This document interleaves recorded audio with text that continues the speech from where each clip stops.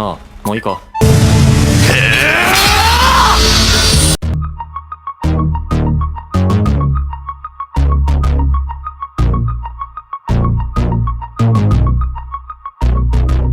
Alur cerita dibuka terlihat seorang pemuda bernama Zenos. Dia seorang penyembuh muda yang luar biasa di kerajaan Hershey, di mana sejarahnya banyak dipengaruhi oleh para penyembuh hebat. Rumah sakit kerajaan Hershey terkenal di seluruh dunia berkat para penyembuhnya yang berbakat, yang selalu berusaha membuat dunia ini menjadi tempat yang lebih baik. Tapi, Zenos ini agak berbeda. Dia lebih suka belajar dari pengalaman dan memberikan perawatan daripada mengikuti jalur formal. Dia bekerja di lingkungan kumuh tanpa izin, tinggal di sebuah rumah besar yang terlihat sedikit berantakan bersama pelayan peri ceria, Lily, dan sahabatnya yang tidak biasa, hantu tentara bernama Carmela.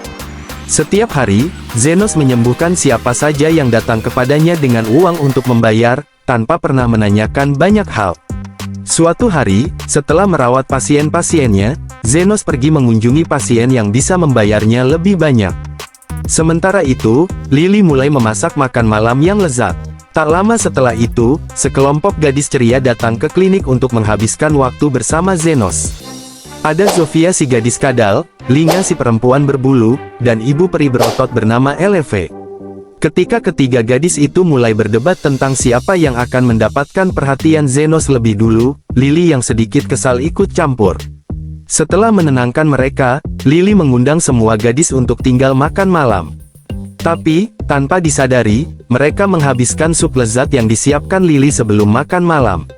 Ketika Lily kembali dan menyadari apa yang terjadi, dia merasa kaget dan sedikit marah. Ketiga gadis itu bingung bagaimana menjelaskan situasi ini, dan saat mereka saling menyalahkan, Carmela muncul dengan semangat, sangat menginginkan makan malam mereka. Melihat kekacauan itu, gadis-gadis itu berusaha membantu Lily menyiapkan makan malam kedua, tetapi sayangnya, mereka tidak punya bahan-bahan lagi. Akhirnya, mereka bertekad untuk mencari bahan terbaik yang bisa didapatkan. Sementara itu, di luar sana, Zenos baru pulang dari kunjungan rumah dan melihat seorang gadis bernama Til yang tampak kesakitan. Setelah mendengarnya bercerita, Zenos menyadari bahwa dia perlu membantu, namun saat itu juga, Til dihadapkan pada majikannya yang buruk, yang merasa tidak peduli dengan masalah yang dihadapinya.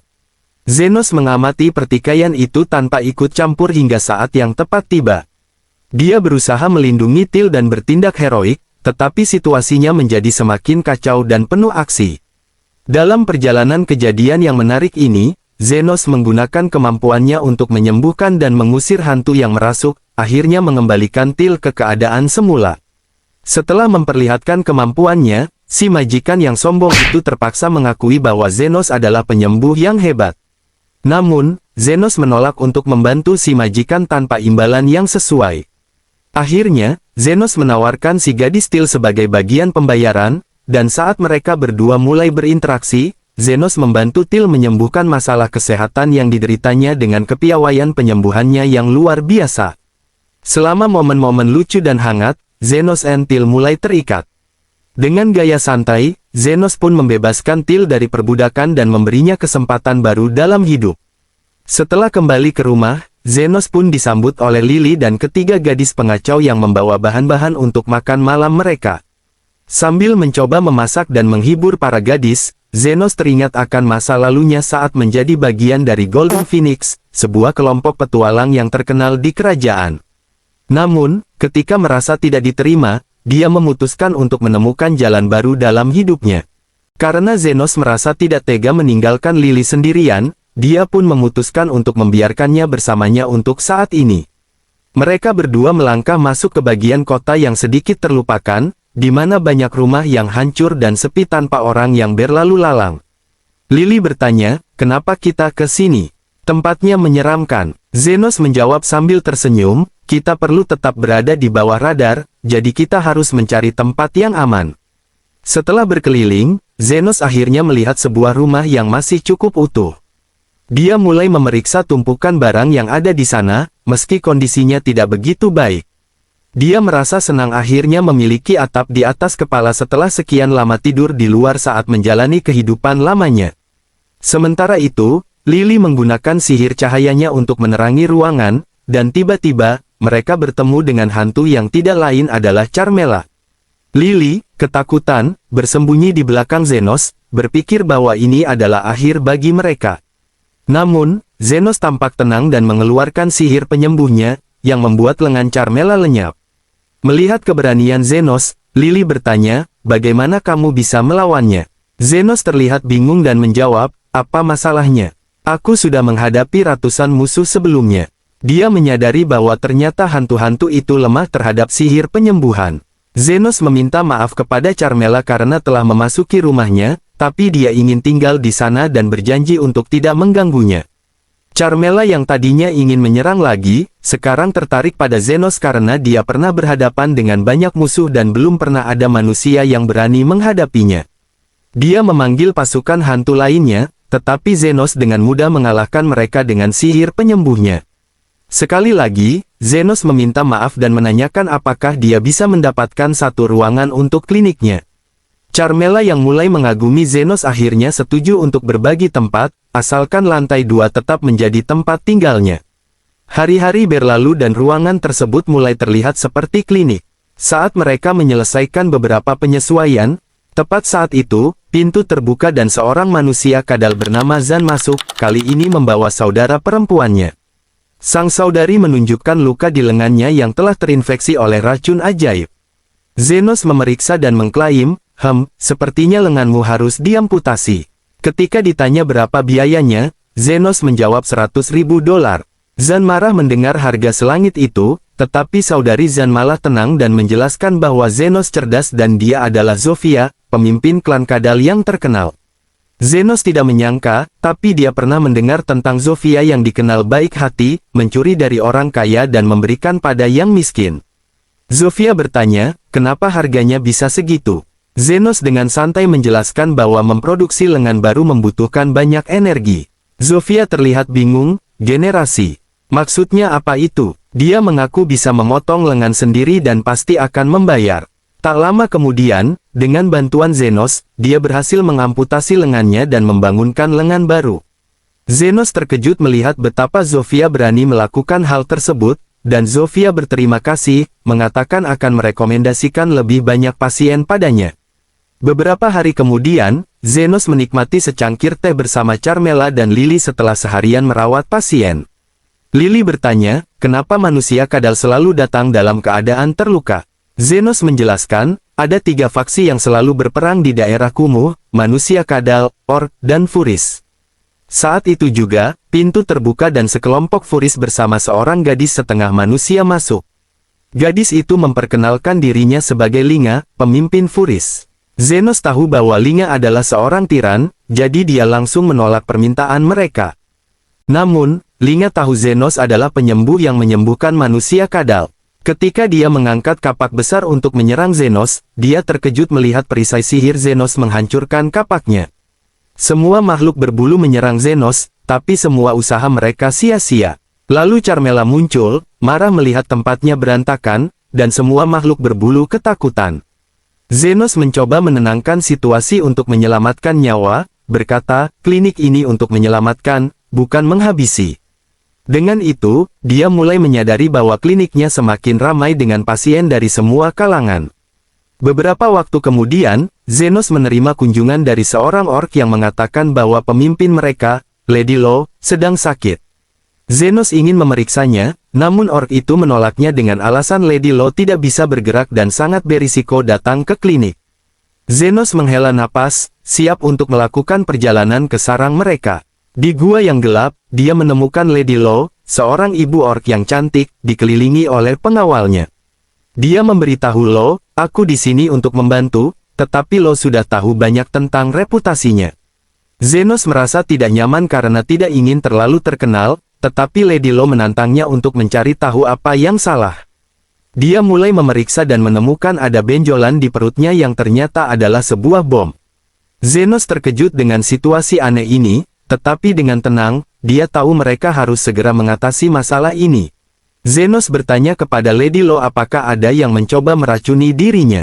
Dengan nada canggung, Lo menjawab bahwa tidak ada yang salah dan mengatakan bahwa dia hanya tidak sengaja menelan batu saat makan bola nasi.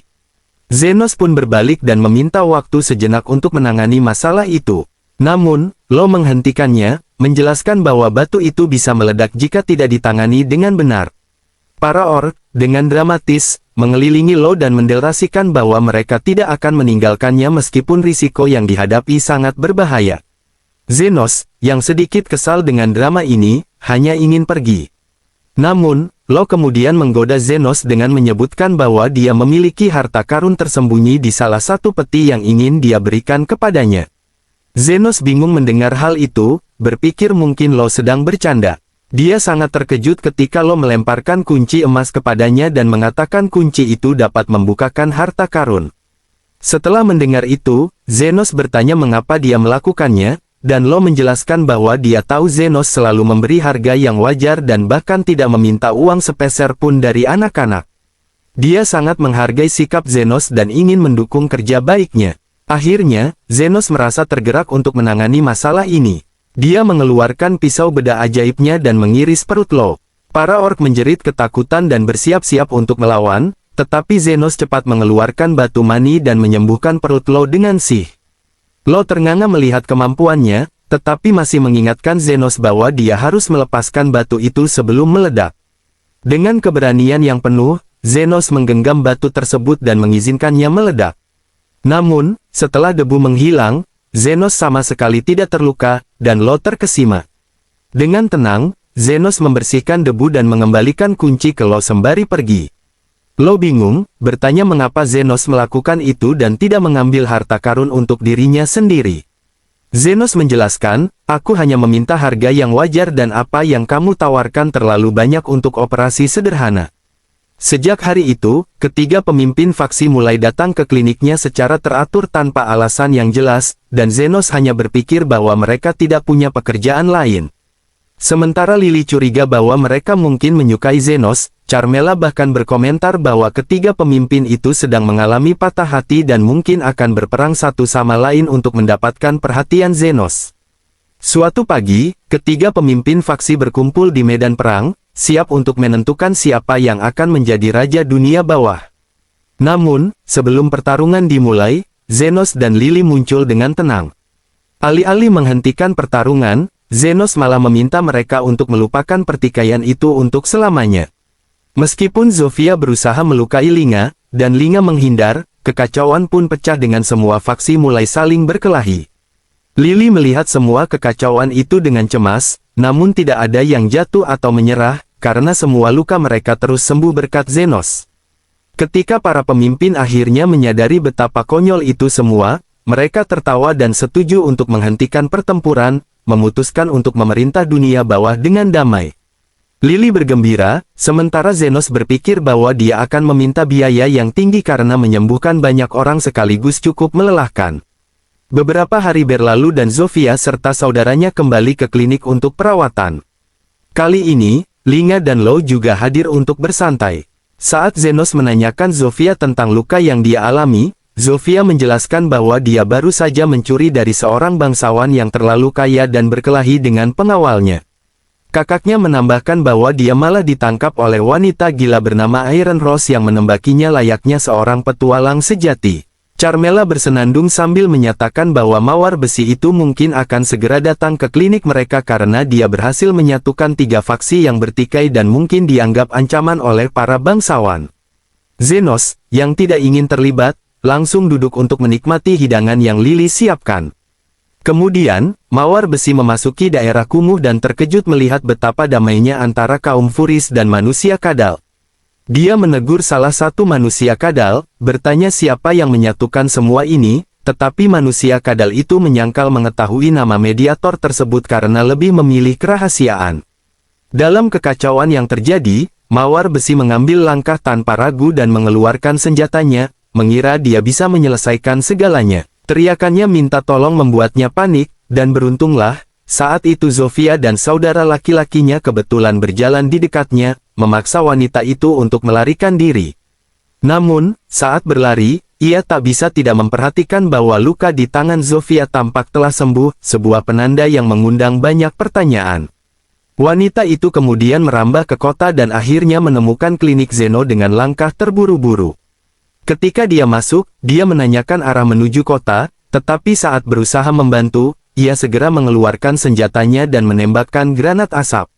Lily, yang menyaksikan segala kejadian itu dengan ngeri, bertanya-tanya apa yang akan terjadi selanjutnya. Wanita itu mengklaim telah menyelidiki penculik yang menargetkan peri dalam waktu yang cukup lama dan meyakini bahwa dia akhirnya telah menemukan orang yang bertanggung jawab.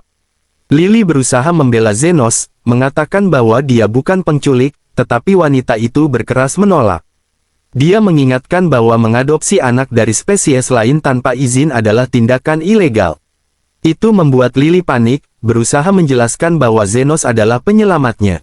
Saat-saat itu, wanita itu tiba-tiba menyadari bahwa desas-desusnya mungkin keliru. Dia menenangkan Lily, mengatakan bahwa itu hanya peluru gas tidur dan Zenos tidak akan menderita, tetapi semua itu berubah ketika Zenos muncul dari kabut asap dengan keadaan baik-baik saja. Wanita itu meminta maaf karena menyerangnya tanpa pemberitahuan, tetapi segera bertanya bagaimana mungkin dia selamat. Zenos menjelaskan bahwa dia hanya menghalau serangan itu dengan sihir pertahanan yang dia kuasai. Wanita itu tampak ragu, mengakui bahwa tidak ada orang yang dapat menghentikan peluru ajaibnya, kecuali jika Zenos adalah penyihir jenius yang mengabdikan hidupnya untuk sihir pertahanan. Zenos merendah, menyatakan bahwa dia tidak seperti itu, tetapi wanita itu tetap skeptis, mengingat posisinya sebagai wakil komandan para ksatria kerajaan. Baik Zenos maupun Lily merasa tegang menyadari siapa sosok di hadapan mereka. Wanita itu kemudian meminta mereka untuk bekerja sama dalam penyelidikannya. Dengan hati-hati, Zenos mengisyaratkan pada ketiga pemimpin untuk menghindari rumahnya, berharap mereka cukup pintar untuk mengikuti petunjuknya. Disinilah Zenos mulai merasakan ketakutan, menyadari bahwa wanita ini tampaknya memiliki agenda yang lebih besar, terkait dengan kekuatan yang dapat mengendalikan seluruh kota. Kish, yang berbicara dengan nada tinggi mengenai kewajiban warga untuk membantu para ksatria kerajaan, tampak terobsesi dengan ide menangkap sosok misterius yang memicu ketegangan antar spesies demi-human. Di tengah perbincangan ini, Zenos mulai menyadari betapa gila situasi ini, dan Kish, dengan ambisiusnya, tampaknya tidak akan berhenti. Sementara itu, Kish menceritakan kembali luka mengerikan yang dialami ibunya dan bagaimana itu membuatnya bertekad untuk menjadi pahlawan sejati. Hal ini semakin menguatkan niatnya untuk menangkap orang yang mungkin dianggapnya sebagai ancaman. Semua drama ini membuat Zenos bingung, dan saat Kish mencoba memaksakan tinggal di tempatnya, Lily bersikeras bahwa dirinya adalah gadis nomor satu di hati Zenos. Zenos berdiri tegas di antara para ksatria, mencegah mereka untuk menembaki pasiennya. "Hei, apa yang kalian lakukan?" tanyanya kepada Kish, yang kebingungan. Zenos memutuskan untuk jujur, mengaku bahwa dia adalah penyembuh dan mediator yang dicari Kish. Namun, Kish skeptis dan tidak percaya, dia berpendapat bahwa tidak mungkin Zenos bisa menguasai kedua jenis sihir sekaligus. Kish kemudian menyatakan bahwa dia tidak ingin berhubungan lagi dengan Zenos dan memutuskan untuk mencari tempat lain untuk tinggal di daerah kumuh. Kish pergi, tetapi Zenos tidak terlalu peduli dan melanjutkan aktivitasnya. Saat Kish menuju rumah bangsawan bernama Kalendarer, dia bertekad melakukan pemeriksaan keamanan, berusaha mencari tahu apakah ada yang salah. Meski Kalendarer menyambutnya dengan ramah, Kish merasa ada yang aneh dengan pembagian pasukan keamanan di sana. Ketika dia menyelidiki lebih lanjut, dia menemukan penjara bawah tanah yang penuh dengan anak-anak yang diculik. Mencoba menenangkan anak-anak, Kish menyatakan bahwa dia akan menyelamatkan mereka. Namun, sebelum dia bisa melakukan lebih jauh, seseorang dari belakang menembaknya. Ketika Kish berbalik, dia melihat Kalendarer yang menembaknya dengan senjata yang dirampas sebelumnya. Kalendarer menertawakan Kish, tetapi saat itu juga, Zofia datang dengan Zenos tepat saat Kish merasa putus asa. Kalendarer tidak membuang waktu dan langsung mengarahkan senjatanya kepada Zenos. Namun, dengan mudah, Zenos memblokir serangan itu, membuat Kalendarer terkejut dan jatuh ketakutan. Dia berusaha meminta belas kasihan, tetapi Zenos tidak mau mendengarkan dan hanya melumpuhkannya untuk sementara waktu.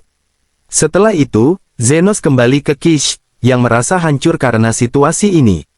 Kish meminta Zenos untuk memberitahu para ksatria kerajaan tentang apa yang terjadi, tetapi Zenos hanya meminta Kish untuk diam agar dia bisa berkonsentrasi menyembuhkan lukanya. Setelah sembuh, Kish akhirnya menyadari bahwa Zenos adalah penyembuh dan mediator yang dia cari. Dia bahkan mulai menganggap Zenos sebagai pahlawan sejati. Zenos, dengan rendah hati, menjelaskan bahwa dia adalah pahlawan bagi anak-anak yang diselamatkan. Kish terharu dan segera memanggil tentaranya untuk membantu menyelamatkan semua anak. Momen penuh haru itu membuat Zenos merasa bangga.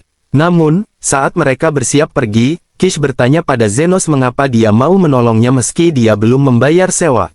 Beberapa hari kemudian, Zenos pergi berbelanja kebutuhan sehari-hari bersama Lily. Saat mereka melewati jalanan yang akrab, Zenos teringat saat-saat sulit ketika dia seorang yatim piatu di daerah kumuh. Dulu, seorang petualang bernama Estan datang mencarinya, tetapi Zenos ditertawakan karena prestasi sihir penyembuhannya yang dianggap tidak mungkin. Namun, kehadiran Zenos di kelompok Estan ternyata bermanfaat, membantu menyembuhkan cedera rekan-rekannya. Meski begitu, Estan merasa bahwa Zenos hanya membebani dan memecatnya. Ketika Estan membawa kelompoknya ke gua sarang monster, semuanya berjalan tidak sesuai rencana, dan setelah beberapa kegagalan, Estan langsung menyalahkan Zenos. Suatu ketika, Estan berusaha mempekerjakan Zenos lagi setelah mengalami masalah besar dan tahu bahwa Zenos bisa membantunya dengan bakatnya. Zenos menolak tawaran itu, menjelaskan bahwa dia terlalu berharga untuk diperlakukan dengan buruk. Saat Zenos berjalan, Estan mengancam akan menyerangnya, tetapi Zenos tidak terpengaruh dan dengan mudah menghindari serangan tersebut. San memberikan perluasannya pada Zenos, dan saat mereka bertatapan, ada momen ketegangan. Namun, saat itulah Kish datang dan menghentikan segala kekacauan. Zenos terkejut melihat Kish ada di sana, tetapi Kish menjelaskan bahwa dia mencarinya dan rasanya sudah baik-baik saja. Dengan ketegangan memudar, Zenos dan Kish berdiskusi lebih lanjut tentang apa yang telah terjadi, sementara Estan berada di luar kebingungan karena tidak memahami hubungan baik antara Zenos dan para pemimpin daerah kumuh serta para ksatria kerajaan. Beberapa hari setelah kejadian itu, Zenos kembali ke klinik dan berbagai faksi berkumpul untuk mendiskusikan pergerakan Estan dan anteknya. Di tengah pembicaraan, Carmela muncul dan mengarahkan perhatian ke arah tanda bahaya yang mungkin akan mengganggu ketenangan daerah kumuh. Lily mulai merasakan ketegangan saat mendengar kabar bahwa Estan mungkin sedang merencanakan sesuatu. Saat malam tiba, Zenos terbangun dan melihat kebakaran besar di daerah kumuh. Golem raksasa muncul di tengah kekacauan, menghancurkan apapun di jalurnya. Kini, dengan tanda kebangkitan baru di hadapan mereka, Zenos bersama Lily dan Carmela bersiap untuk menghadapi golem dan melindungi daerah kumuh dari kehancuran lebih lanjut. Dengan keberanian yang tak tergoyahkan, mereka melangkah maju menuju pertarungan yang menantang ini. Ini sangat mencurigakan, kata Zenos sambil memperhatikan senjata kuno yang tergeletak di jalanan daerah kumuh. Dia bertanya-tanya bagaimana senjata seperti itu bisa muncul di tempat ini. Saat itu, ketiga pemimpin geng demi-human tiba di sana, dan Zenos merasa lega melihat mereka baik-baik saja. Mereka memberitahunya bahwa meski mereka tidak terluka, beberapa bawahan mereka terluka parah akibat serangan monster yang baru saja terjadi. Zenos menjelaskan bahwa monster yang mereka lihat adalah bentuk kehidupan buatan yang diciptakan menggunakan teknologi ajaib yang seharusnya sudah punah. Zenos mulai curiga apakah serikat bawah tanah mungkin berada di balik serangan ini. Dia tahu bahwa sekarang yang terpenting adalah menyembuhkan semua yang terluka, jadi dia menginstruksikan ketiga gadis itu untuk mengumpulkan semua orang yang membutuhkan bantuan ke satu tempat. Siapapun yang melakukan ini akan membayar mahal, tambahnya dengan tegas. Di sisi lain, Guy, orang yang bertanggung jawab mengirim golem, mengawasi dari kejauhan. Dengan senyuman licik, dia mengingat bagaimana Estan mendekatinya untuk membalas dendam, lebih tertarik pada motivasi Estan daripada uangnya. Dalam hatinya, Guy tahu betapa menyenangkannya melihat Zenos terjebak dalam kekacauan ini dan betapa merusaknya situasi ini untuk teman-teman lama Zenos. Saat Zenos sibuk merawat semua yang terluka, Guy mengamati keahliannya, terkesan dengan kemampuan penyembuhan yang dimilikinya. Namun, dia juga tahu bahwa menyembuhkan mereka tidak akan menyelesaikan masalah sampai mereka bisa menangani golem itu. Dia penasaran bagaimana Zenos akan menyelesaikan tantangan ini. Setelah merawat semua yang terluka, Zenos akhirnya bisa bersantai sejenak. Namun tatapannya terfokus kembali pada golem yang masih mengamuk, dan dia bertanya-tanya apakah makhluk itu akan pergi setelah merasa bosan.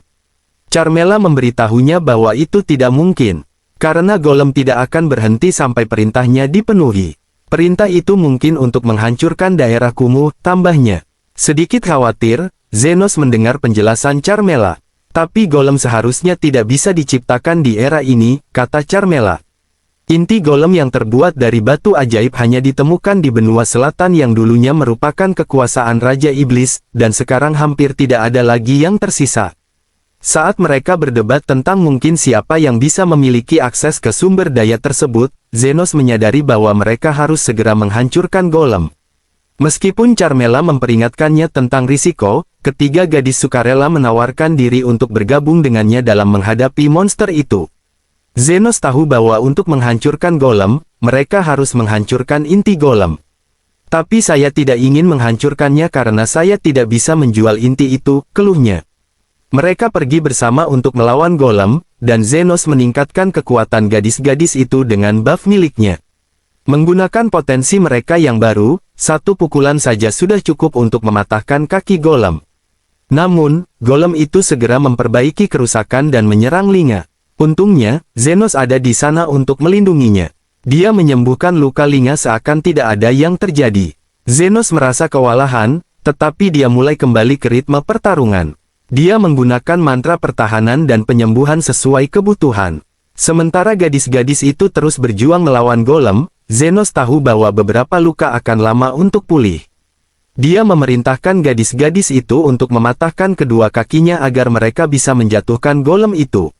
Namun, ketika golem itu terjatuh, mereka baru menyadari bahwa seorang gadis lainnya tidak dievakuasi tepat waktu dan golem siap jatuh tepat di atasnya. Zenos panik, tidak bisa melihat gadis itu dengan jelas dan berusaha sekuat tenaga untuk melindunginya. Namun, dengan anehnya, golem itu malah berusaha melindungi gadis tersebut pula. Zenos bingung, tapi saat gadis itu terhindar dari bahaya, Carmela tiba. Dia setuju bahwa golem itu berperilaku aneh. Zenos menjelaskan lebih lanjut bahwa golem itu tidak sepenuhnya buatan. Inti golem ada di sisi kiri dadanya, dan itu bukan hanya batu ajaib, tetapi juga bagian dari manusia. Guy melihat semua ini dari jauh dan menyeringai, jelas merasa terhibur. Dia tahu bahwa golem itu diciptakan dari sesuatu yang lebih gelap, di mana batu ajaib yang tidak sempurna digabungkan dengan manusia. Dia mulai bertanya-tanya tentang rasa sakit yang dialami oleh Zenos ketika yang terdekat dengannya mulai menderita. Zenos memutuskan untuk menyelesaikan pertarungan ini secara langsung. Dia menyuruh gadis-gadis itu untuk mundur, karena sekarang hanya dia yang bisa menyelesaikan semuanya. Dan saat dia berdiri sendirian menghadap golem, dia mengingat bagaimana Estan terdorong oleh keinginan akan uang dan balas dendam. Zenos membuat sebuah pedang yang terbuat dari mana dan menerjang golem, memotong lengannya. Saat golem meraung kesakitan, Zenos menyerang bagian dadanya dengan kekuatan penuh dan akhirnya mengungkap Estan yang terperangkap di dalamnya. Zenos memberi tahu Estan bahwa ini adalah akhirnya, lalu dengan sekali gerakan, dia menebasnya. Guy terkejut menyaksikan semua ini, tidak percaya pada betapa kejamnya Zenos. Tapi Zenos tidak berhenti di situ.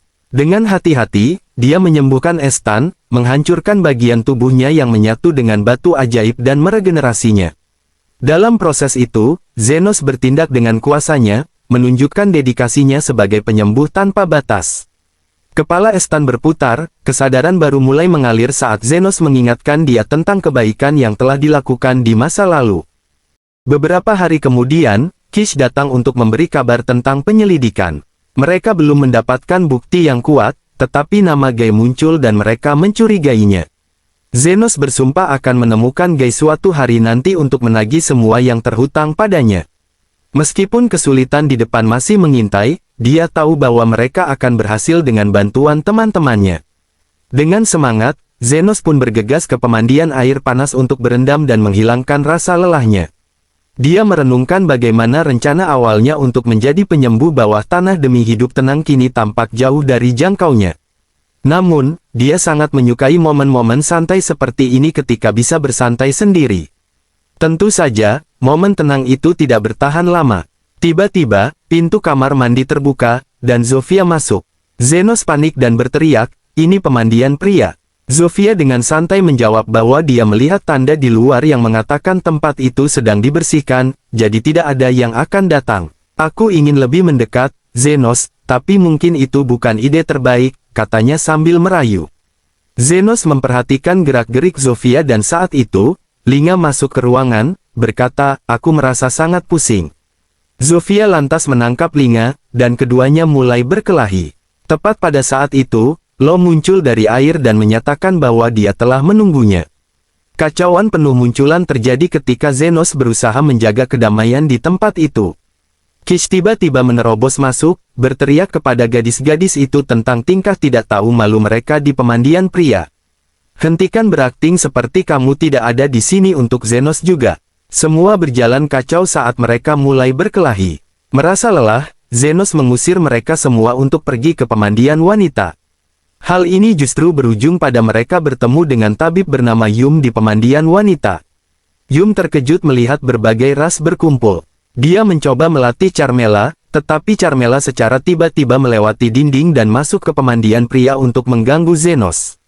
Malam harinya, mereka semua berkumpul untuk makan malam. Meskipun Zenos ingin duduk bersama semua orang, Kish merasa kehilangan harga diri dan duduk terpisah. Setelah itu, Zenos menidurkan Lily dan pergi untuk minum-minum dengan Carmela. Kau terlihat lelah, komentarnya, dan saat Zenos menjawab, dia menjelaskan bahwa awalnya makan malamnya menyenangkan, tetapi kemudian gadis-gadis itu mengadakan permainan minum. Pemenangnya berhak duduk di pangkuanku. Linda menggerutu, dan semua orang pun akhirnya pingsan. Zenos harus membawa mereka kembali ke kamarnya.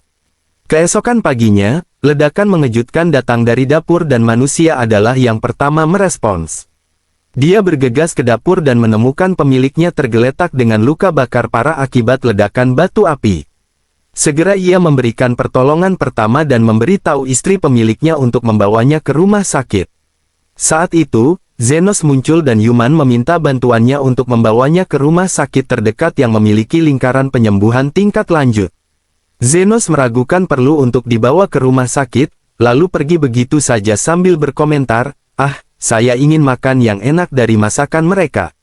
Yuman sangat kecewa karena mengira Zenos menelantarkan orang yang terluka.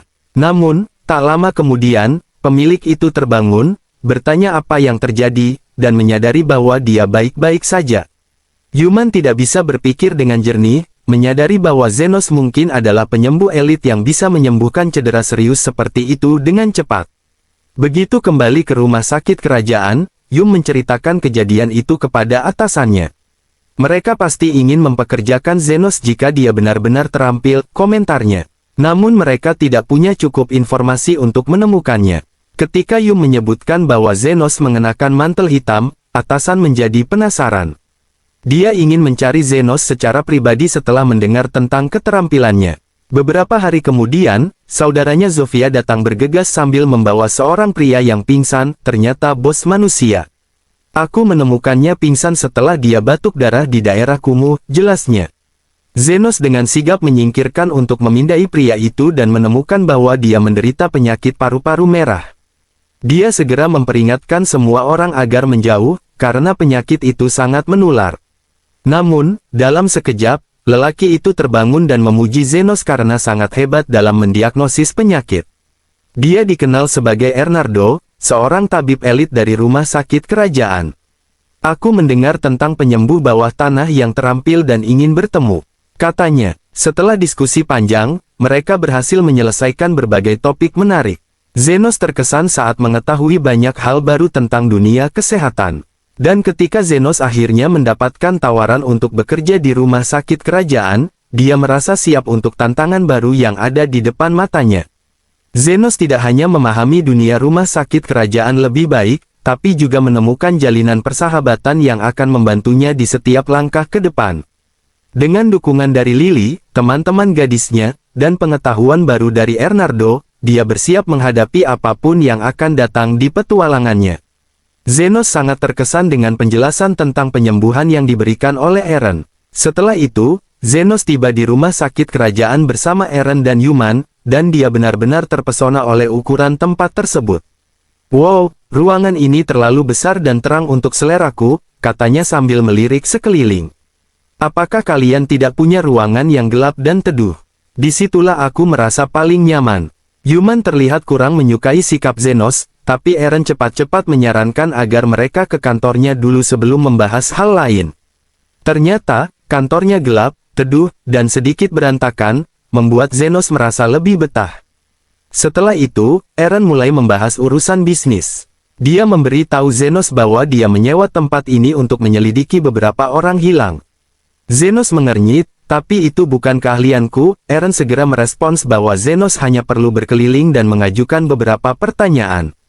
Mengingat statusnya sebagai mahasiswa penelitian khusus, Zenos memiliki keleluasaan untuk mengikuti berbagai program yang tidak bisa diakses oleh mahasiswa biasa. Meski Zenos mengerti bahwa ini akan membantunya dalam mengumpulkan informasi, dia tetap khawatir seseorang mungkin mengenali identitas aslinya. Tapi Eren sudah punya rencana cadangan untuk situasi itu. Tenang saja, kamu hanya perlu berpura-pura jadi tabib terampil yang baru kembali dari luar negeri. Dengan dukungan penyembuh elit, tidak ada yang akan meragukanmu. Zenos merasa sedikit lebih tenang setelah mendengar itu. Ketika Zenos berjalan menuju asrama, dia terkejut menemukan Lily sudah menunggunya di rumah. "Apa kabar? Kenapa kamu di sini?" tanyanya. Yuman menjelaskan bahwa anggota keluarga diperbolehkan tinggal di asrama. Lily bangga menyatakan, "Aku istri Zenos." Namun Yuman mengingatkannya dengan lembut bahwa secara resmi, dia adalah adik perempuannya. Zenos berterima kasih kepada Yuman yang telah mengurus dokumen untuk membawa Lily ke sini, dan dia pun berpamitan untuk pergi. Begitu mereka berdua ditinggal sendirian, Lily mulai berperilaku seperti istri yang sangat ingin mendapatkan perhatian suaminya. Zenos pun penasaran, siapa yang mengajarkanmu semua ini? Tentu saja, jawabannya adalah Carmela, yang juga tinggal bersamanya dan kerap menimbulkan masalah. Zenos memperingatkan Lily, dengan banyaknya penyembuh di sekitar, kamu akan kelelahan jika seseorang melihatmu. Namun Carmela dengan santai menjawab, aku suka hidup berbahaya. Keesokan harinya, Zenos sarapan bersama Yuman di kafetaria dan bertanya bagaimana cara mendapatkan lisensi penyembuh. Yuman menjelaskan, pertama-tama, kamu perlu mendaftar di sekolah persiapan untuk memperkuat dasar-dasarmu, lalu masuk ke rumah sakit terdaftar untuk belajar beberapa tahun. Jika kamu lulus ujian rumah sakit, barulah kamu bisa jadi penyembuh berlisensi. Zenos tampak terkejut dan berkata, wow, penyembuh berlisensi sungguh luar biasa. Yuman agak terkejut dan menambahkan, ya, dan setelah mendapat lisensi, penyembuh bisa bekerja di rumah sakit kerajaan atau jadi petualang. Beberapa dari mereka bahkan langsung bekerja untuk militer atau bangsawan. Saat Zenos mempertimbangkan semua formalitas tersebut, dia meminta Yuman memberitahu tentang orang hilang yang perlu dia temukan. Yuman menjelaskan bahwa orang hilang itu adalah Afrit, senior Zenos yang merupakan penyembuh tingkat lanjut dan wakil kepala lab tempatnya bekerja. Dia sangat baik dan pintar, dan berperan penting dalam mengembangkan beberapa obat bersama Eren, kata Yuman dengan penuh pujian. Ketika Zenos hendak bertanya lebih jauh, sekelompok penyembuh memasuki aula, dipimpin oleh seorang pria tua yang terlihat sangat terhormat. Zenos penasaran dan bertanya siapa pria itu.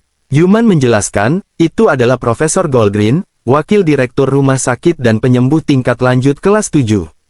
Zenos tercengang, kelas 7. Apa artinya itu? Yuman melanjutkan, penyembuh dibagi menjadi 7 kelas, pemula, menengah, dan tingkat lanjut. Kelas 7 adalah posisi tertinggi yang bisa dicapai, sebelum dipromosikan menjadi penyembuh elit. Zenos terkesan dan Yuman menambahkan, karena direktur rumah sakit terlalu tua untuk bekerja secara teratur, Goldrin memiliki wewenang paling besar di sini. Namun, sayangnya, banyak yang telah berubah sejak dia mengambil alih, dan sekarang hanya klien kaya yang mendapatkan perlakuan yang layak. Ia juga menyebutkan bahwa Goldrin lebih tertarik mengembangkan karir politiknya daripada mengasah keterampilan penyembuhannya. Beberapa rumor bahkan mengatakan bahwa dia mencapainya berkat koneksi baik dengan bangsawan besar, ujar Yuman. Zenos memutuskan untuk menjauhi Goldrin, tetapi Yuman memberitahunya bahwa dia adalah salah satu tersangka dalam kasus pembebasan yang sedang diselidiki.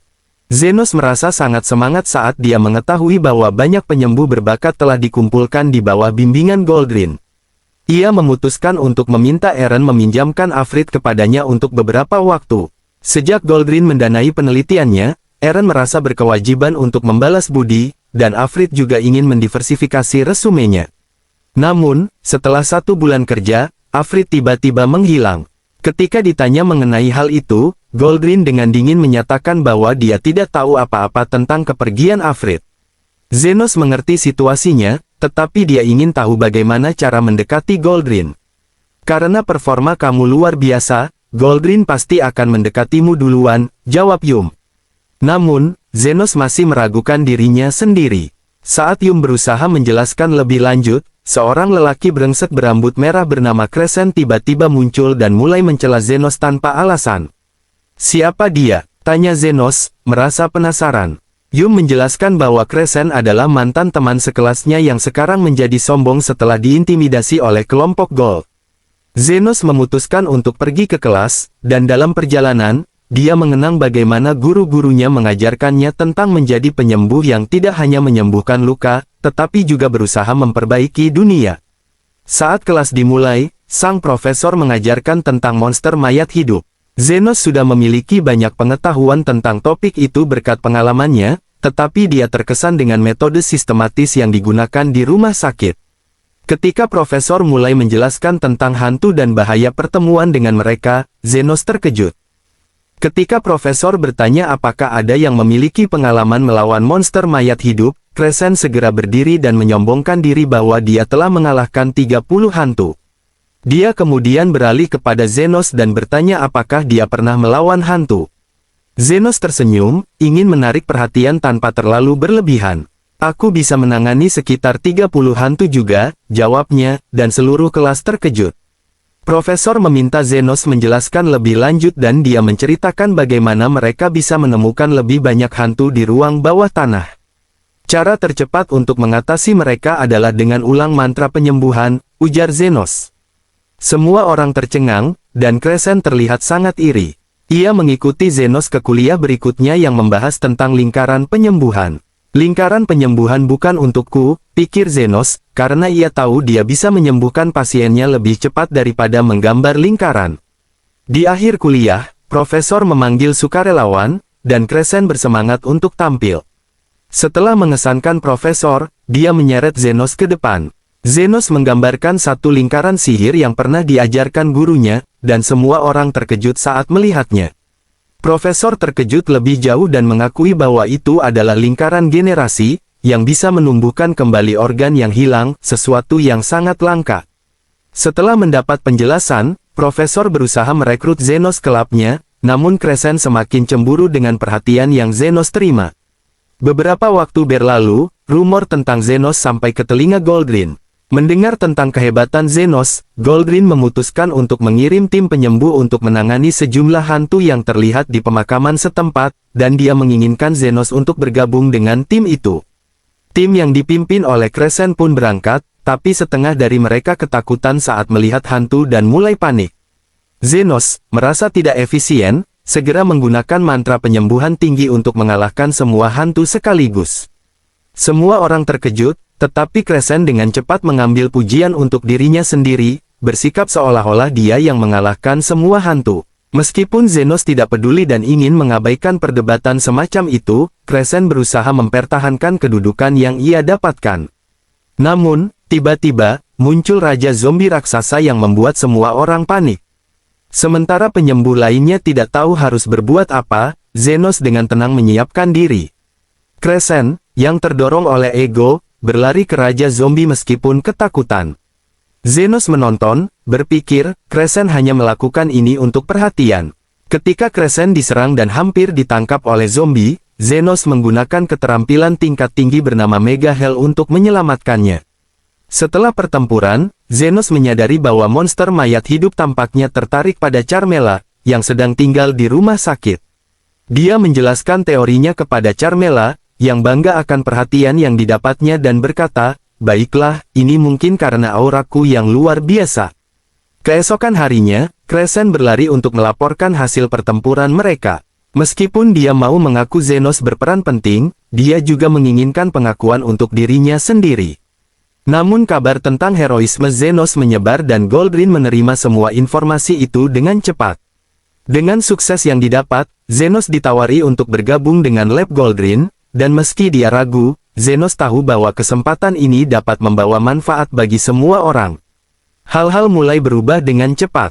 Zenos kembali ke lab, dikelilingi oleh banyak penyembuh dan mereka bekerja sama untuk menyelidiki kasus-kasus baru. Dalam perjalanan ini, Zenos berusaha meningkatkan kemampuannya sambil tetap membangun hubungan yang baik dengan teman-temannya, meski tantangan baru selalu mengintai. Zenos sangat terkesan dengan penjelasan tentang penyembuhan yang diberikan oleh Eren. Di rumah sakit, para penyembuh dapat mengobati cedera serius meskipun tidak memiliki kekuatan fisik yang besar. Namun, dia belajar bahwa untuk menyembuhkan luka parah, dibutuhkan lebih banyak tenaga hidup dari pendonor, sehingga mereka tidak menderita efek negatif kecuali sedikit kelelahan. Jadi, inilah alasan kenapa Goldrin membutuhkan banyak pengikut, Zenos merenung. Ya, tapi itu bukan satu-satunya alasannya, jawab Crescent, yang baru saja bergabung dengan mereka. Direktur lama rumah sakit akan segera pensiun, dan pemilihan untuk menggantinya akan diadakan. Goldrin sudah memiliki pengaruh yang cukup besar untuk menang, tapi dia masih ingin mengumpulkan lebih banyak dukungan untuk menunjukkan kekuasaan. Terima kasih atas informasinya, Zenos menanggapi dengan serius. Dia kemudian bertanya tentang seorang pria bernama Alphard. Mendengar nama itu membuat Crescent gelisah. Gold memiliki harapan besar padanya, tetapi dia tiba-tiba menghilang, katanya. Zenos ingin mengetahui lebih lanjut, tetapi Crescent hanya dapat memberitahu bahwa Alphard diundang ke makan malam oleh Goldrin dan kemudian menghilang. Setelah mendengar ini, Zenos menyampaikan informasi itu kepada Eren, tetapi Eren mengatakan bahwa itu baru permulaan. Kamu harus menjadi favorit Goldrin, sehingga kamu bisa diundang ke makan malam berikutnya dan mencari lebih banyak bukti, katanya. Zenos sempat ragu, tetapi akhirnya memutuskan untuk melanjutkan penyelidikan demi mendapatkan lebih banyak pengetahuan tentang gurunya. Eren kemudian menjatuhkan beberapa koin ke lantai dan mengajukan pertanyaan menarik, jika kamu sedang terburu-buru, koin mana yang akan kamu ambil terlebih dahulu? Apakah kamu berpikir bahwa kehidupan orang berbeda memiliki nilai yang berbeda? Sebelum Zenos bisa menjawab, seorang pria datang mengajak Eren pergi untuk rapat. Zenos memikirkan pertanyaan itu dengan serius. Keesokan harinya, Zenos dipasangkan kembali dengan Crescent, yang mengatakan bahwa tugas mereka adalah menjaga anjing Goldrin. Apakah itu satu-satunya yang kamu lakukan di lab ini? Tanya Zenos. Ternyata, Crescent adalah pengasuh untuk anak anjing itu. Meskipun dia juga bermimpi untuk naik pangkat dan mendapatkan kehidupan yang lebih mencolok. Zenos merasa bingung. Menjadi penyembuh berarti menyembuhkan orang, bukan? Crescent menjawab bahwa itu idealnya begitu, tetapi kenyataannya berbeda. Dia mengungkapkan bahwa dia juga dulu berharap bisa menyelamatkan banyak orang, tapi cepat menyadari bahwa memiliki uang dan kekuasaan lebih berharga. Saat seorang pria pemabuk bernama Bones menghampiri mereka, Crescent menyambutnya dengan sinis, dan Bones menyebut anjing Goldrin sebagai anjing penyelundup. Tak lama kemudian, Bones melemparkan botol ke arah Crescent, membuatnya terjatuh dan membuat anjing berlari ketakutan. Crescent dan Zenos segera mengejarnya, tetapi sayangnya, anjing itu berlari ke jalan utama dan hampir tertabrak kereta. Crescent bergegas mengambil anjing itu, khawatir jika Goldrin melihat luka pada anjingnya, dia pasti akan dihukum. Dengan segera, Zenos menggunakan sihir penyembuhan untuk mengobati anjing itu, menghapus semua bekas luka yang ada. Crescent terkejut, merasa Zenos melakukan sesuatu yang luar biasa. Setelah insiden itu, Yuman mengajak Zenos pergi berjalan-jalan. Zenos terlihat ingin berbicara sesuatu, dan Yuman segera meminta dia untuk tidak membuang-buang waktu dan langsung mengatakan apa yang ingin disampaikannya. Zenos menjelaskan betapa dia merasa senang sekarang. Berkat kejadian ini dia mendapatkan kesempatan untuk belajar lebih banyak di rumah sakit kerajaan.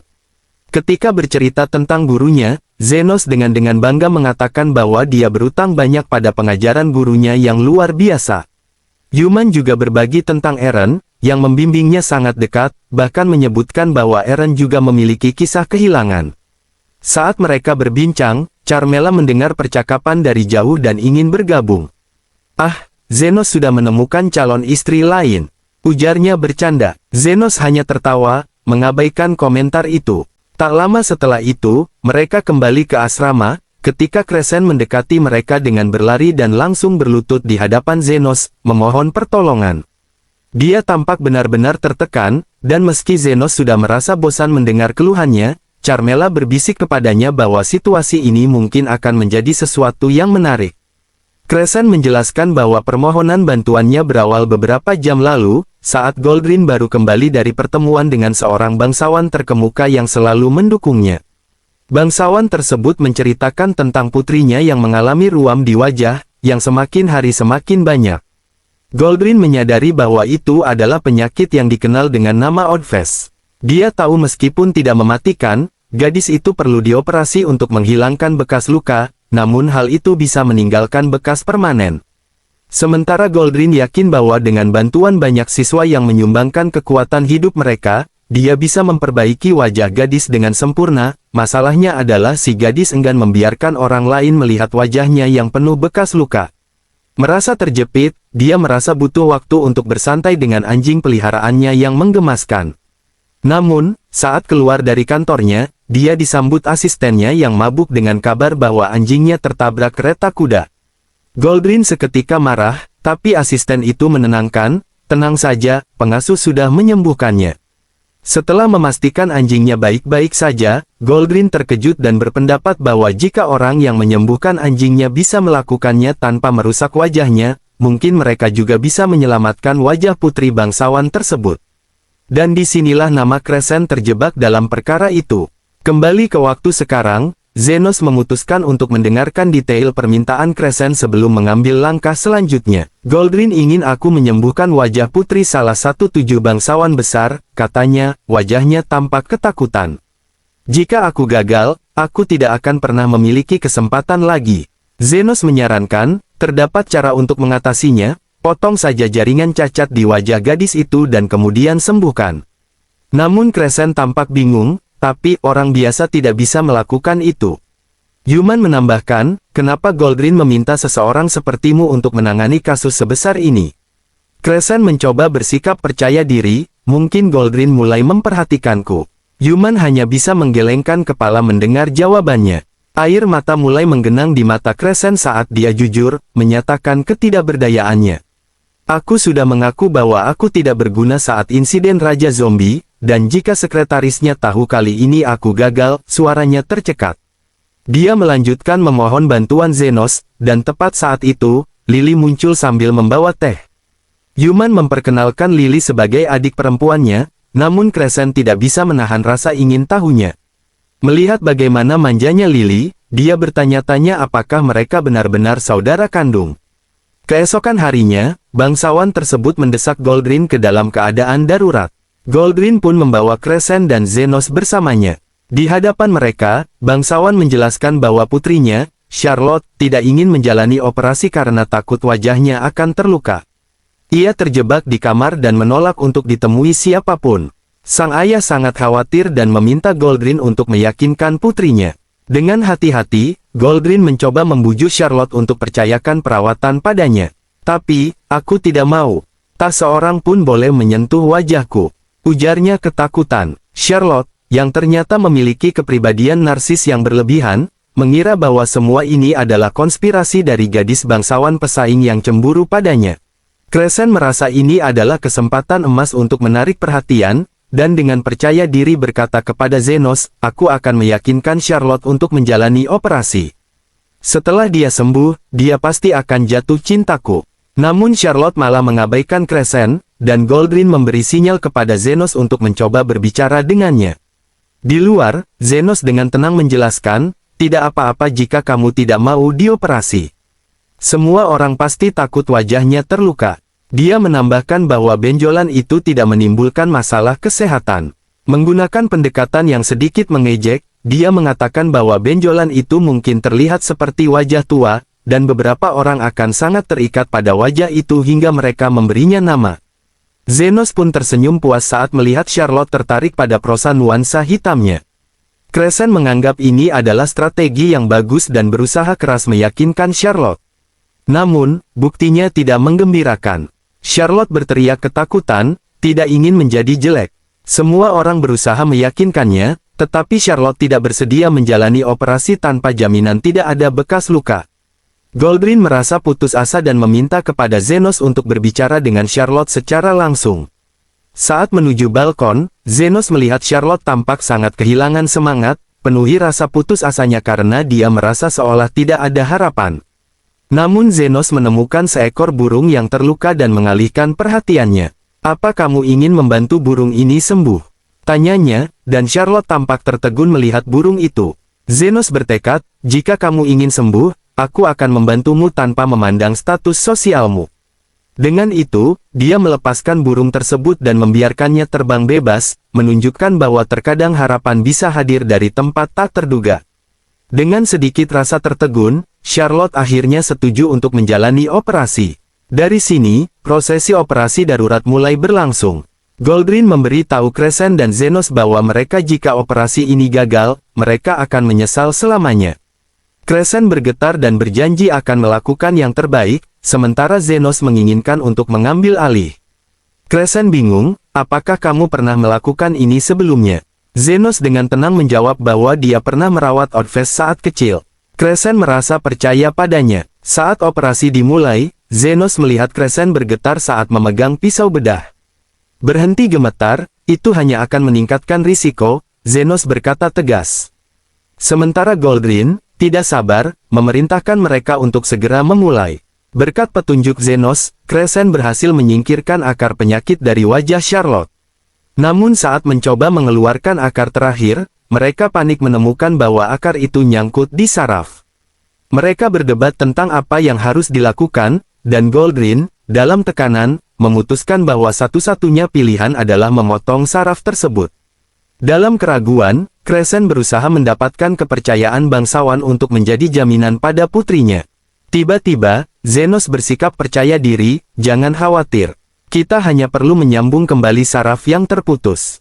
Dia menjelaskan bahwa ini tugas kecil, setidaknya untuknya. Goldrin terkejut, sementara Crescent hanya bisa geleng kepala. Dengan kecepatan luar biasa, Zenos menangani operasi. Beberapa jam kemudian, Charlotte terbangun sambil menangis bahagia melihat wajahnya kembali normal. Sang ayah pun memuji Goldrin, saat Charlotte tanpa sadar mulai memperhatikan Zenos yang telah melakukan keajaiban padanya.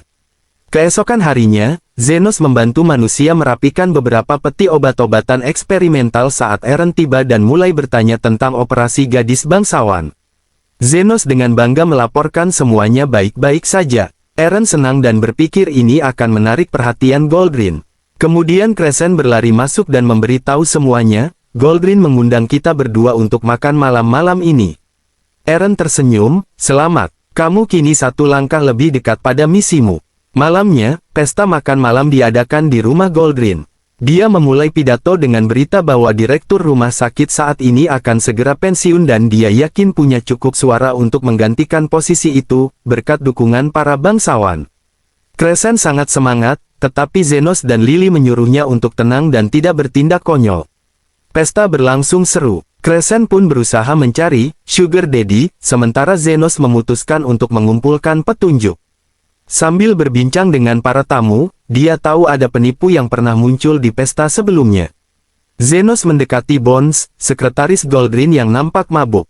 Meskipun Bones tidak ingin diganggu, Zenos tetap bertanya tentang seorang pria bernama Fred yang hadir di pesta sebelumnya. Bones ingat karena Fred membawakan air saat mabuk. Ketika Zenos menanyakan hal aneh terkait Fred, Bones menjelaskan, dia adalah anak baik, meskipun Goldrin secara terbuka menyebutnya pembohong. Zenos merasa penasaran tentang hubungan antara Goldrin dan Bones, tetapi Lily tidak sabar dan memutuskan untuk bertanya langsung. "Kenapa Goldrin memberimu posisi sekretaris kepala jika dia membencimu?" tanya Lily, yang langsung membuat Bones kesal dan pergi begitu saja. Zenos berpikir bahwa mereka tidak akan mendapatkan informasi dari pemabuk itu, tetapi Lily yakin bahwa alkohol bisa melunturkan lidahnya. Dia mulai menyajikan minuman dan memujinya, "Kamu luar biasa, untuk seorang sekretaris."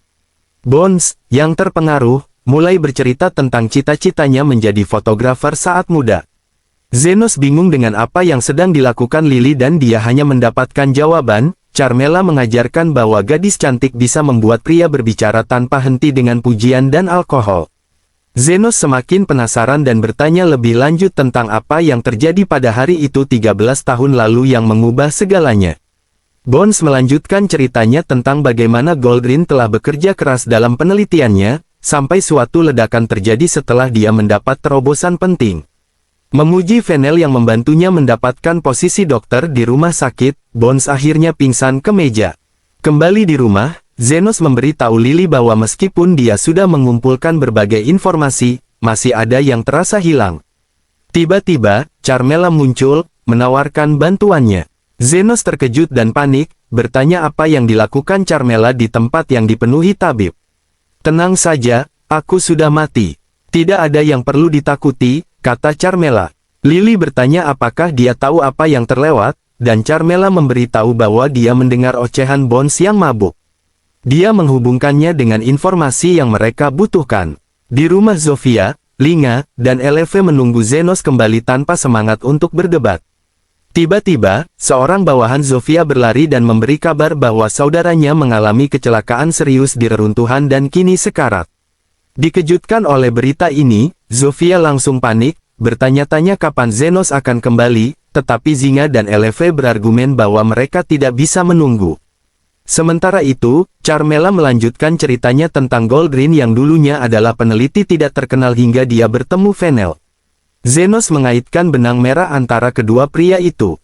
Dia bertanya, apakah Fennel terluka dalam ledakan, dan apakah Goldrin yang menyembuhkannya.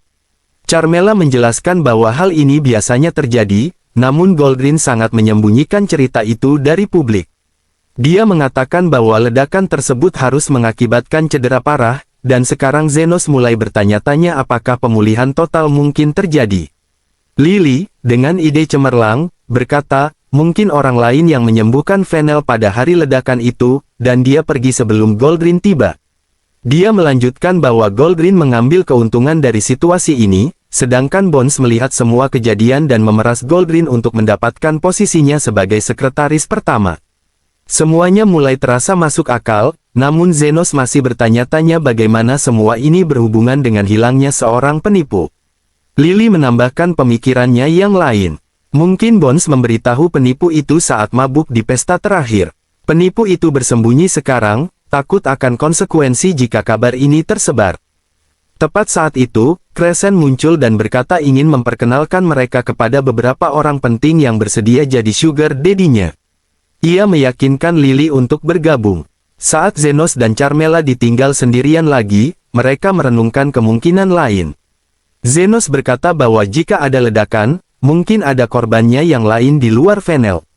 Dia berasumsi Goldrin mungkin menemukan korban yang bisa jadi membantunya di masa depan, dan demi itu, dia bisa saja menyerap kekuatan hidup orang lain untuk menyelamatkannya.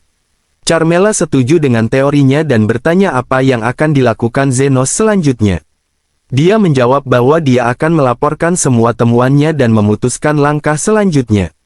Kembali ke aula utama, Zenos menemukan semua orang menatap keluar dengan wajah cemas. Apa yang terjadi di luar? Dia bertanya. Mereka memberitahu bahwa tampaknya ada keributan di gerbang. Lily kemudian melihat manusia berbicara dengan para penjaga dan meminta untuk segera menghubungi Zenos. Namun, para penjaga menolak dan mengatakan bahwa dia tidak bisa masuk tanpa undangan. Di saat itu, Loa berteriak memanggil Zenos, membuatnya panik dan bertanya mengapa Loa ada di sini. Zofia mencela tindakan Loa yang gegabah, tetapi Linga dan Loa menekankan bahwa mereka tidak punya banyak waktu. Para penjaga langsung menyerang, dan Linga dengan mudah menjatuhkan mereka. Ketiga gadis itu berhasil masuk ke rumah besar, menemui Zenos yang sedang berdiri di balkon. Semua orang tampak bingung tentang bagaimana mahasiswa penelitian ini mengenal demi-human, tetapi Zenos tidak peduli dengan reputasinya. Dia langsung bertanya pada Loa apa yang terjadi, dan Loa memberitahunya bahwa saudaranya terluka parah di reruntuhan. Mereka menuju asrama untuk mencarinya, tetapi beruntung mereka bertemu manusia terlebih dahulu yang mengantar mereka ke sini. Zofia mulai meminta maaf kepada Zenos, mengatakan bahwa dia tidak bermaksud mengganggu rencananya, tetapi sangat memerlukan bantuannya untuk menyelamatkan saudaranya. Zenos berjanji akan segera turun, tetapi Goldrin mencoba menghentikannya. Apakah kamu gila, menyia-nyiakan kesempatan untuk meraih kesuksesan di antara kami demi menyelamatkan demi-human rendahan? Zenos menatap Goldrin dengan tegas dan berkata, aku tidak peduli dengan faksi atau status elit. Yang paling penting bagiku adalah aku adalah seorang penyembuh, dan aku akan menyembuhkan siapapun yang datang ke pintuku. Goldrin memberinya satu kesempatan terakhir untuk berpikir ulang, tetapi Zenos dengan cepat menolak tawaran itu. Aku sendirian sekarang, jelasnya, lalu menggendong Lily sebelum melompat dari balkon. Crescent terpaku melihatnya, tetapi Goldrin segera mendekatinya. Kamu harus lebih pintar daripada membuang kesempatan emas seperti ini, ujarnya. Crescent setuju, merasa Zenos adalah orang bodoh karena meninggalkan karir yang cemerlang. Namun, setelah melihat Zenos menyembuhkan anjing dan bangsawan dengan semangat yang sama, dia menyadari ada hal yang lebih penting daripada sekadar karir. Aku bodoh dan sombong, dan semua orang membenciku, katanya kepada dirinya sendiri. Tidak masalah apapun yang aku lakukan. Akhirnya Crescent bertekad untuk mengikuti jejak Zenos. Dia melompat dari balkon, mengumumkan kepada Goldrin bahwa dia mengundurkan diri dari faksinya. Dengan semangat baru, dia berlari menuju Zenos dan bersemangat menawarkan bantuannya, tetapi saat tiba, Zenos sudah selesai dengan perawatannya. Kecewa, Crescent merasa dia telah keluar dari faksi emas tanpa alasan. Yuman pun memanggilnya, idiot sandwich. Namun, Zenos memberi pujian, menyebut Crescent sebagai orang bodoh paling berani yang pernah dia lihat. Mereka mulai bercanda kembali, dan Zenos akhirnya memutuskan untuk mengangkat Crescent sebagai asisten. Keesokan harinya, Zenos menyerahkan laporan lengkap kepada Eren, yang menegaskan bahwa seorang penipu pernah memberitahunya bahwa dia mengalami kecelakaan besar semasa kecil. Semua orang yakin bahwa itu adalah ledakan yang sama di mana Goldrin menyelamatkan Fennel, dan Frat ingin membalas dendam. Eren berpikir bahwa mungkin Frat mencoba membalas dendam pada hari ketika Gold mengadakan pesta untuk merayakan pengangkatannya sebagai direktur rumah sakit. Zenos memberi tahu Eren bahwa pestanya akan diadakan keesokan harinya, dan Eren memutuskan untuk menghadiri pesta itu demi menjaga agar kejadian buruk tidak terulang. Malam itu, Yuman dan Crescent mengadakan pesta perpisahan untuk Zenos. Crescent bersemangat saat mengetahui Zenos adalah seorang penyembuh bawah tanah yang menyusup di fraksi emas. Dia mulai menangis, merasa bingung tentang masa depannya. Zenos menenangkan Crescent, memberitahunya bahwa dia bisa beradaptasi dengan kondisi apapun. Lily pun menyatakan, aku adalah calon istri Zenos. Dia juga memperhatikan Carmela yang bersembunyi di balik lemari. Ketika Carmela muncul, manusia panik melihatnya. Namun, Zenos meyakinkannya bahwa Carmela adalah hantu baik dan tidak ada maksud jahat. Keesokan harinya, saat Zenos bersiap pergi, Yuman memberitahunya bahwa Eren meninggalkan surat di kantornya yang berisi rincian tentang gurunya. Mereka pergi ke kantor Eren, dan saat Yuman mencari surat itu, dia menemukan gambar aneh yang membuat keduanya terkejut. Sementara itu, Eren tiba agak terlambat di pesta Goldrin. Di sana, semua murid Goldrin sudah diusir. Goldrin sedang menikmati momen kejayaannya sebagai direktur rumah sakit ketika Fennel, bangsawan yang terhormat, menyampaikan selamat atas pencapaiannya. Namun, saat mendengarnya, Goldrin teringat kecerobohannya 13 tahun lalu. Saat itu, terjadi ledakan di pabrik peralatan sulap, dan Goldrin baru saja pulang setelah bertahun-tahun penelitiannya yang tidak membuahkan hasil ketika dia menemukan seorang bangsawan terluka. Dia merasa penerimaan akan pahala jika dia menyembuhkannya. Tidak tahu bahwa pria itu akan jadi salah satu dari 7 bangsawan utama di negara tersebut, Goldrin terpaksa menggunakan sihir pemindahan kesehatan untuk menolongnya, meskipun itu berarti menguras kekuatan hidup lainnya. Sayang, Bones berhasil merekam semua kejadian itu dan memeras Goldrin untuk mendapatkan posisi sekretaris pertama. Ketika cerita masa lalu Goldrin berakhir, Eren mendekatinya dengan sebotol anggur.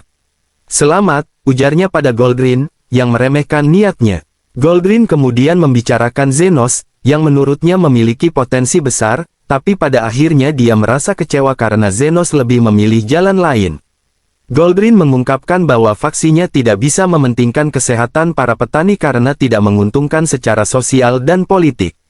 Di tengah pesta, Fennel menawarkan bersulang untuk menghormati Goldrin dan mulai membaca kisah saat dia diselamatkan 13 tahun silam. Namun, Goldrin menghentikannya, dengan alasan bahwa kisah itu tidak perlu diceritakan. Fennel, terdengar bersikeras, hanya menyebut asal-usul Goldrin yang rendah hati dan meminta Goldrin untuk mengambil alih panggung. Semangat kejayaan Goldrin membelah hari ketika Zenos dan Yuman menemukan foto aneh di kantor Eren yang menunjukkan Goldrin mencuri kekuatan hidup dari orang lain untuk mengobati Fennel. Yuman melihat penipu muda di dalam foto dan merasa yakin bahwa dia ingin membalas dendam. Namun, tiba-tiba Yuman melihat wajah seorang wanita di dalam gambar yang membuatnya tertegun. Kembali ke pesta, Goldrin sadar setelah pingsan, merasa bingung dan berdarah dari mulutnya, mengira apa yang sebenarnya telah terjadi. Ketika Eren datang menemuinya, Goldrin menyadari semua tamunya pingsan. Eren memberitahu Goldrin bahwa dia telah meracuni anggur yang diminum oleh semua orang dengan racun dari induk ayam. Dia akan meninggal dalam 1 jam jika tidak mendapatkan pertolongan, sedangkan Goldrin hanya memiliki waktu maksimal 2 jam karena dosisnya lebih rendah. Goldrin panik, mempertanyakan apa yang sedang dilakukan Eren. Aku hanya ingin menciptakan kembali insiden kecelakaan 13 tahun lalu, jawab Eren. Ketika Goldrin mempertanyakan bagaimana Eren tahu tentang itu, Eren menjelaskan pengaturannya berkat informasi dari Zenos. Dia mengaku berbicara dengan Bones, yang awalnya menolak bicara, namun sedikit alkohol memudahkannya mengoceh. Eren juga menemukan sebuah foto dan wajah Goldrin mulai memucat, ia pikir semua salinan foto itu sudah dihancurkan. Jadi, 13 tahun lalu kamu membuat keputusan untuk menyelamatkan Fennel, mengorbankan nyawa orang-orang yang menurutmu tidak berharga, sebut Eren. Goldrin menjawab bahwa semua orang akan mati juga, tetapi Eren mengungkapkan bahwa Frat termasuk di antara mereka yang terluka, dan dia selamat. Bahkan tunangannya juga menjadi salah satu korban ledakan, dan dia meninggal karena sihir pemindahan kesehatan Goldrin. Saat Zenos, Yuman, dan Crescent berlari memasuki aula, keanehan menyelimuti mereka saat melihat semua tamu pingsan. Eren mulai meluapkan kisah tragisnya, 13 tahun lalu, dia dan tunangannya adalah penyembuh yang penuh harapan dan ambisi, tetapi setelah ledakan, semua harapan itu hancur.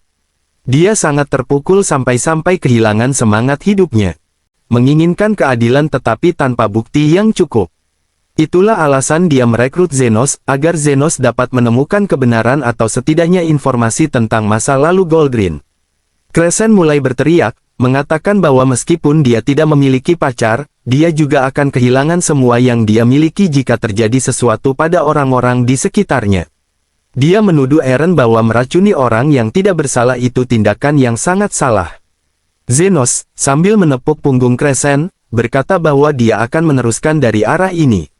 Dia bertanya kepada Eren koin mana yang akan dia ambil jika ada 3 jatuh, koin emas, perak, dan perunggu. Dan di sini, Zenos memberikan jawabannya. Saya akan mengambil semua koin. Saya dibesarkan dalam kemiskinan, dan dengan cara yang sama, aku akan menyelamatkan semua yang terluka. Eren panik, berusaha meyakinkan Zenos bahwa dia tidak akan mendapat apapun jika melakukannya, tetapi Zenos kini menegaskan bahwa ia tahu begitu insiden ini berakhir, Eren akan dianggap sebagai pembunuh massal yang dibenci. Itu adalah balasanku, karena ini adalah pertama kalinya seseorang bersedih saat kepergianku, jawab Zenos. Eren tetap bersikukuh, mengingatkan Zenos bahwa dia tidak bisa menyembuhkan racun yang tidak diketahuinya. Zenos menyadari bahwa tidak ada cukup waktu untuk menemukan apa isi racun itu. Dia mulai menyembuhkan satu persatu, dan Eren melarangnya, berkata itu hanya akan mengurangi kerusakan dan tidak menyembuhkan racun. Racun akan secara alami keluar dari tubuh jika waktu sudah cukup, Zenos menjelaskan. Ini adalah kompetisi antara sihirnya dan racun yang mempengaruhi tamu. Eren terperangah melihat betapa cepat Zenos menggunakan mantra penyembuhan dasarnya. Ia mulai tentang tunangannya yang adalah penyembuh legendaris, berkata bahwa Goldrin adalah kebalikan dari semuanya. Kini Eren menyesali semua keputusannya, berterima kasih pada Zenos karena telah menyelamatkannya dari monster yang ingin ia jadi. Satu persatu, para tamu kembali tersadar, berhasil selamat dari racun yang mengalir di dalam tubuh mereka. Namun, Goldrin masih terkapar, memerintahkan Zenos untuk menyembuhkannya. Zenos menolak sembuh atas perintah, dan meskipun Goldrin marah, tidak ada yang bisa ia lakukan. Dalam keputusasaannya, Goldrin berbalik kepada anggota faksinya, Tetapi mereka ingat bagaimana dia mencoba menyerap kekuatan hidup mereka ketika mereka tidak sadarkan diri, dan menolak untuk menyembuhkan Goldrin. Zenos sangat menyoroti hal tersebut, menawarkan kemampuan penyembuhannya dengan harga yang wajar.